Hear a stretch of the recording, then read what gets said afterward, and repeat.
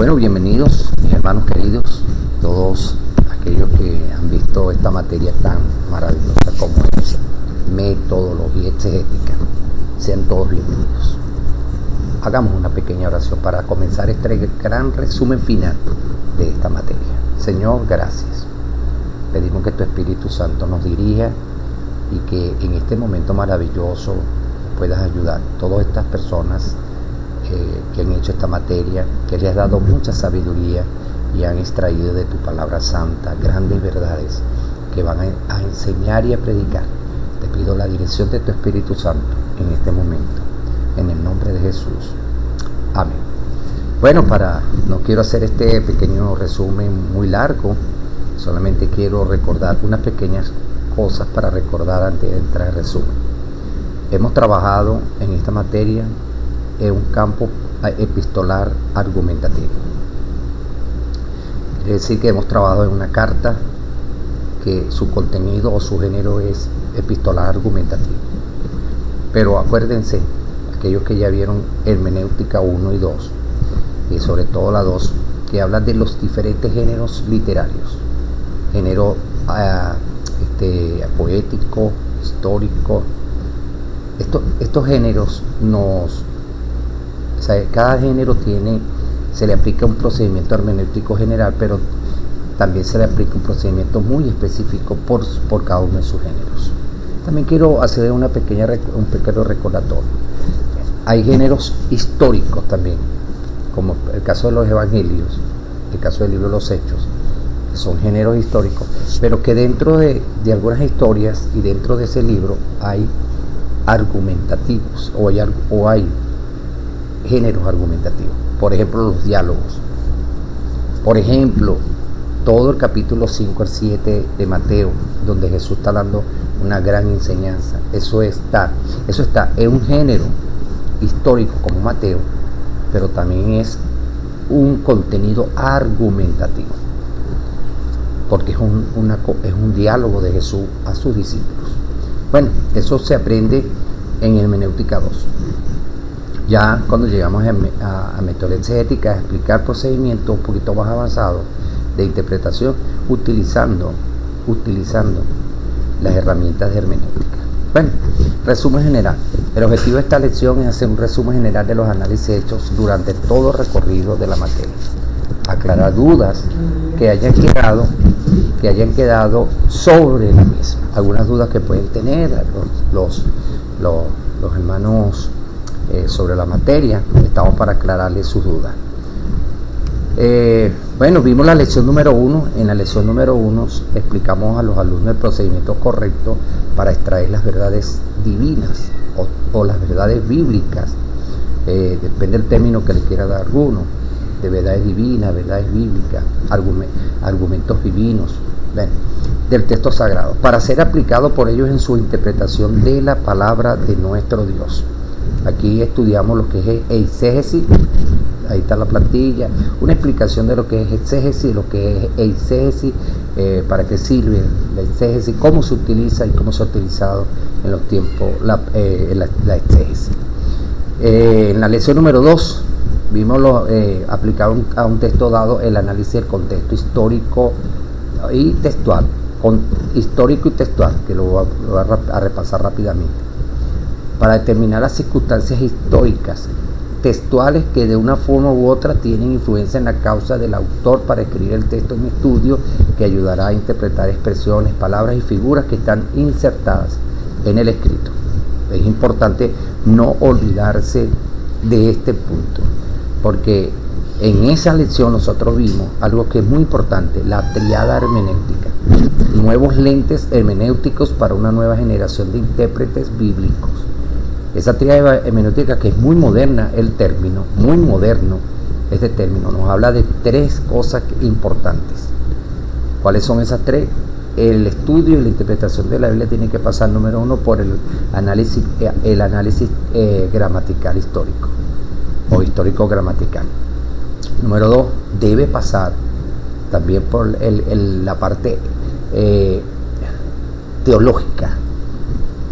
Hay que trabajarle analizarla teológicamente, todo lo que uno haya extraído de ese texto.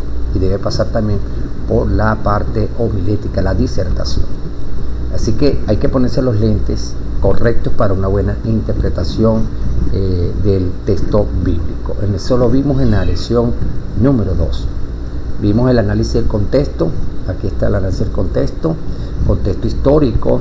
Una consideración en cualquier interpretación debe ser la interpretación histórica de lo que se piensa cuidadosamente o lo que estaba en el ambiente. Y hicimos un estudio del contexto textual, leímos y estudiamos todo el contenido sobre toda la carta que estábamos estudiando, sobre esa carta que era Efesios y Tesalonicenses. Algunos estaban tratando con Tesalonicenses, otros con Colosenses, y había que estudiar toda la carta. Siempre recomendé sacar los párrafos de la carta en un análisis personal en una Biblia que no tenga divisiones de párrafos, sobre todo en el texto de nuestros hermanos de los Bedeones, que tiene el texto pero no está dividido en párrafos, para que usted mismo vaya analizando el contenido de los párrafos, y después en algunas versiones, sacar algunas versiones, utilizar algunas versiones y compararlas.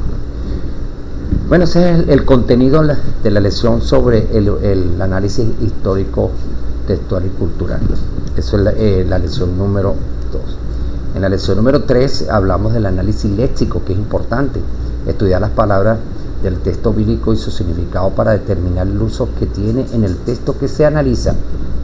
Óigame bien, hay cosas que se sorprende uno cuando hace un análisis léxico, sobre todo el análisis léxico de metodologías éticas en griego. Hay un texto muy interesante en Filipenses capítulo 1, verso 5, que el apóstol Pablo le dice a nuestros hermanos los filipenses que ellos les habló, ustedes participaron en la comunión del evangelio conmigo. Y algunos siempre cuando le hablamos de la palabra comunión del evangelio, esa palabra comunión, siempre que es una palabra griega, la palabra griega koinonía, hablamos siempre de gente que se reúne. Esa es la mentalidad que tenemos nosotros de esa palabra. Pero quiero decirle que esa palabra también significa dar, ofrendar. Cuando el apóstol le habló de la comunión del evangelio, está hablándole que ustedes me ayudaron para que yo llegara el evangelio a muchos lugares. Ustedes estuvieron conmigo en la parte económica también para que el evangelio llegara a donde yo les llevaba. Fíjense, viendo lo que es importante un análisis léxico de las palabras en su idioma original, porque hay que hacerlo en su idioma original, que esa palabra koinonía, cuáles son los otros significados que pueda tener ella y que se pueda entender en el contexto donde estamos estudiando. Bueno, la lección número 4, porque dije que tenemos que hacer este resumen un poco corto. La introducción sobre la lección número 3, debemos estudiar vocabulario conjunto de las palabras de un idioma o de los que pertenecen al uso de una región, a una actividad determinada o a un campo semántico dado. Se conoce sin lugar a dudas que las palabras forman el medio de comunicación del pensamiento. Toda exégesis ortodoxa necesariamente debe pues comenzar con una interpretación de las palabras mismas. También quiero recordar, hay que buscar el uso de esas palabras en el tiempo que se escribió el texto sagrado. Hay palabras que tuvieron un uso muy específico. La palabra iglesia, la palabra apóstol, la palabra ángelos, en el contexto aún extrabíblico de escritores en el caso del Nuevo Testamento que estamos estudiando, porque si usted está estudiando el Antiguo Testamento sería en hebreo, pero como trabajamos en el Nuevo, buscar ese uso que tenían grandes escritores antes, por ejemplo Homero, en la Ilíada, cómo utilizó esas palabras, gente de esos tiempos y gente antes de esos tiempos, cómo utilizaron esas palabras que estamos estudiando. Tratemos de conseguir documentación sobre eso. Bueno, ya lo hicimos, ya trabajamos sobre ello. Lección número 4, análisis morfológico. Hay que hacer un análisis morfológico, aplicar el análisis morfológico a las palabras del texto estudiado para determinar su uso en el mismo, para una buena interpretación del párrafo. Eso es correcto. Óigame, y le tenemos que hacer análisis morfológicos al texto en su idioma, porque el idioma, en el caso de las cartas que estábamos trabajando, que están escritas en hebreo, en griego, hay que hacer un análisis morfológico en su idioma, porque los griegos tienen características muy particulares en su gramática. Por ejemplo, los griegos tienen en sus verbos aspectos. Hay que determinar también nosotros en castellano, nuestras palabras se escriben igual en donde estén en la oración. Por ejemplo, casa, la vamos a escribir igual si es sujeto o si es complemento directo u objeto directo o indirecto. La vamos a escribir igual. En el griego no. En el griego, de acuerdo al caso de ese sustantivo en la oración, se escribirá con lo que llaman una desinencia o una terminación diferente, que ya eso sería para un estudio en griego. Por lo tanto, hay que determinar el uso de esa palabra en esa oración, cómo está formada la morfología de esa palabra, no el uso, disculpen, la morfología de esa palabra. Si es un verbo, le dije en la clase, es interesante, hay que estar pendiente de las preposiciones, hay que estar pendiente de las conjunciones deductivas en griego, deductiva, explicativa, de contraste, de adversativas, esas conjunciones adversativas, esas preposiciones que te hablan si está arriba, si está abajo, si está al lado, si viene de adentro, si viene de afuera, si llegó afuera o llegó hasta adentro, si está adentro totalmente. Esas preposiciones en griego hay que estudiarlas detenidamente. Por eso hay que hacer un estudio morfológico, si es una preposición, si es una conjunción, si es un sustantivo, si es un verbo, el tiempo, la voz, el género, ¿entiendes? Masculino, femenino, bueno, no es género, el verbo, pero en qué tiempo está, en qué voz está, en qué voz activa, indicativa, o imperativa, subjetiva. Bueno, hay que estar pendiente de la morfología de las palabras y de los verbos, de todo el contenido que tenemos en el párrafo, sobre todo las palabras más interesantes y los verbos que necesitamos para poder hacer una buena interpretación. El punto número 5, la lección número 5 fue el objetivo de la lección es aplicar un léxico sintáctico. Aquí vamos entonces a identificar la función que tienen las palabras y frases dentro de los sintagmas en los cuales están inmersos las oraciones. O sea, ¿cuál es el uso, la relación que tiene esa palabra? Siempre hay que hacerse preguntas. ¿Por qué el escritor utilizó esa palabra, esta palabra en este tiempo, este verbo, en este tiempo, aquí en esta oración? Ese es el análisis sintáctico que uno le hace. Esa relación que hay entre ellas ahora. Porque en el morfológico las trabajamos individuales, en el léxico individuales, pero cuando vamos al sintáctico es el uso, esa relación que hay entre ellas para sacar, determinar el uso que se le dio, la forma en que se utilizó. Es el método o análisis sintáctico. Bueno, después vamos al análisis 6, que es el análisis de la estructura verbal. Aplicar al párrafo estudiado un análisis estructural verbal con el conocimiento previo del contenido general o estructura general de la carta estudiada. Lógicamente ya tú estás trabajando ya un párrafo solo, pero ya tú conoces todos los párrafos de la carta o del contenido epistolar, ya lo conoces, ya tú conoces el contenido general de la carta. Quiere decir que ahora, como estás trabajando ya cuando comenzamos desde el léxico, ya comenzamos un párrafo estudiado. Cuando hacemos el análisis histórico-cultural y textual, se lo hacemos a toda la carta si estamos trabajando en una carta de un contenido epistolar. Si estamos trabajando en histórico, sería el histórico.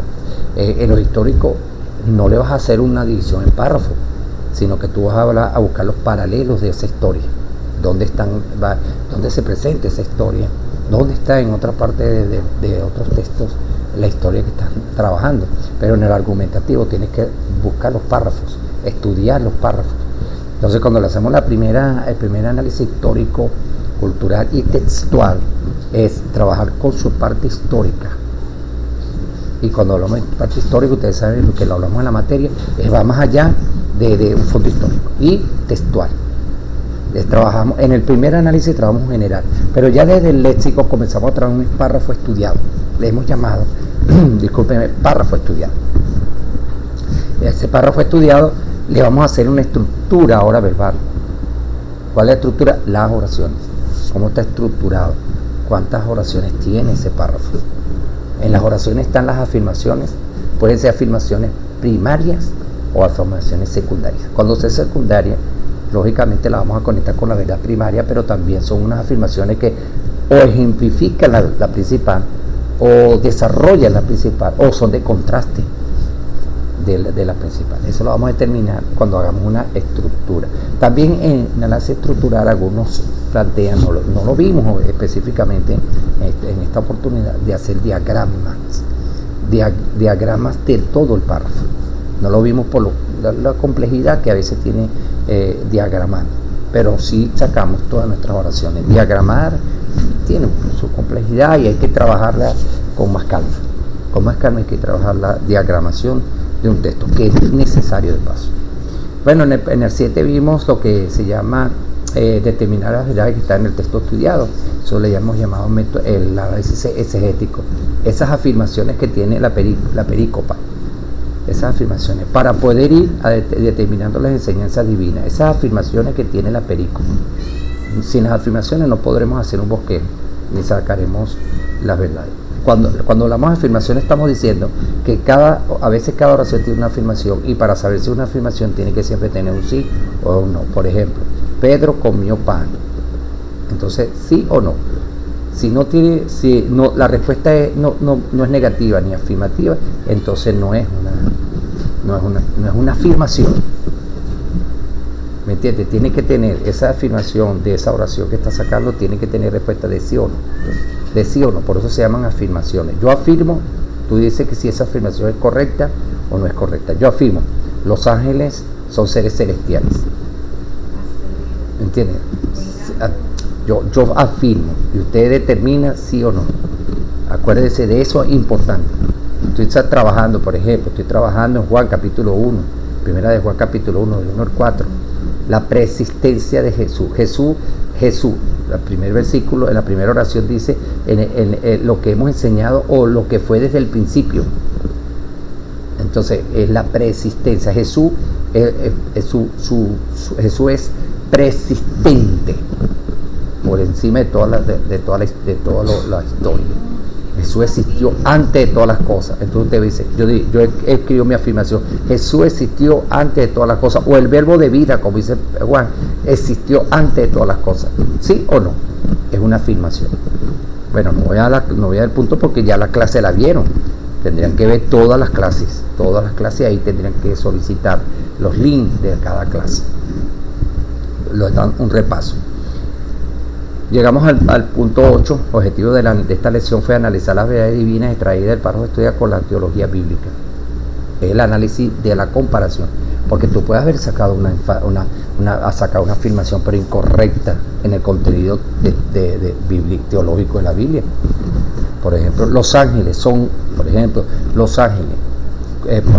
tuviste un lugar donde los ángeles se manifestaron como hombres, entonces dice, los ángeles son hombres. Oye, teológicamente los ángeles son hombres. Ya vamos a analizar con la teología. La salvación, para ser salvo en la gracia, hay que hacer obras para salvarse. Y tú afirmas, hay que hacer obras para la salvación. La salvación en el contexto teológico no tiene que ver no es por gracia, no es por la fe en Jesús. Que aplicaríamos Santiago, que claro, lógicamente aquel que tiene que salvo tiene cierta obra que hacer, pero no es para salvarse, es el resultado de lo que ahora es. Entonces cuando tú ves que tus afirmaciones no tienen fuerza teológica, no concuerda con la teología y enseñanza general de la Biblia, tienes que cambiar. Porque no es que la Biblia está mala, ni el contenido teológico que estás analizando sobre la salvación, el pecado, el Espíritu Santo, los dones del Espíritu Santo, Dios, la divinidad de Jesús, cualquier tema teológico bíblico. No es que la Biblia está errónea, tiene un error, es que tú tienes una mala interpretación. Hay que hacerle un análisis teológico a todas las afirmaciones y verdades que has sacado del párrafo que estás estudiando. Después que hacemos un análisis teológico, nos damos cuenta, corregimos algunos, quizás fuimos muy bien porque teníamos la teología antes de hacer un análisis, ya la teníamos aquí en la cabeza, porque nosotros siempre tenemos la teología aquí. Cuando algo no nos suena bien de algo que decimos, o una afirmación que damos, y no nos suena bien, ahí mismo, oye, no me suena bien con la teología de la Biblia. Ya no es necesario a veces llegar a este punto para hacer un análisis teológico, que ya le traemos un análisis teológico en nuestras cabezas, porque ya no conocemos la Biblia y conocemos las verdades bíblicas. Bueno, Llegamos a la lección número 9, que es un análisis homilético, es bosquejar. Específicamente el tipo de bosquejo es expositivo. Se está tratando de recuperar esa clase de bosquejo. No es que sean malos nosotros. Bosquejos textuales, textuales naturales, textuales analíticos, textuales biográficos, temáticos, ¿me entiendes? Los temáticos son buenos, pero se está tratando de rescatar esos bosquejos expositivos basados, algunos dicen en tres o más versículos. En algunos comentaristas o algunos escritores de homilética dicen de 2 o más versículos. Lo que es que no está basado en uno solo, porque si estuviera basado en uno solo, es un temático o natural o analítico. ¿Entiendes? Tiene que estar basado en 2 o más versículos. Así que este bosquejo que ustedes prepararon tiene que estar basado en 2 o más versículos con las verdades que ustedes extrayeron. No con esas verdades, algunas de esas verdades las van a enseñar o las van a predicar. Ya llegamos al punto número 7. Bueno, ese es el resumen general. Gloria a Dios. Cuando yo pongo gloria a Dios es porque no ha sido fácil este trabajo que hemos hecho, más si estamos trabajando online, porque el internet, la luz, la situación de la cobertura, esas cosas nos afectó. Pero gloria a Dios. Por fin terminamos y gracias a Dios en victoria. Terminamos en victoria. Pastor José Oropesa, hermano, hemos trabajado en esta materia durante 3 meses. Ha sido una experiencia maravillosa para ustedes, para mí como su facilitador de esta materia, porque aprendí de ustedes, me enriquecí de contenido que ustedes me enviaban. Wow, y vi cosas lindas. Es más, he revisado ya bosquejos hermosos, he revisado contenidos afirmativos del texto, verdades maravillosas. Yo veo que se ha trabajado y es lo que Dios quiere. Dios quiere que escudriñemos a profundidad las escrituras, la escudriñemos a profundidad, mi hermano querido, a profundidad. Y Dios nos va a bendecir cuando seamos expositores de las verdades de Dios más que de lo sensorial. Lo sensorial está haciendo mucho daño a la iglesia de Jesús. No quiere decir que no seamos sensoriales, porque nosotros somos seres sensoriales. Y entonces Dios nos hizo seres sensoriales, pero no fundamentamos nuestras experiencias espirituales ni la palabra de Dios en lo que sentimos, sino en lo que dice la Escritura. Bueno, ha sido un placer. Que Dios me los bendiga y bueno, avancemos, como dice mi eslogan siempre, avancemos, conquistemos y no retrocedamos. Que Dios me los bendiga.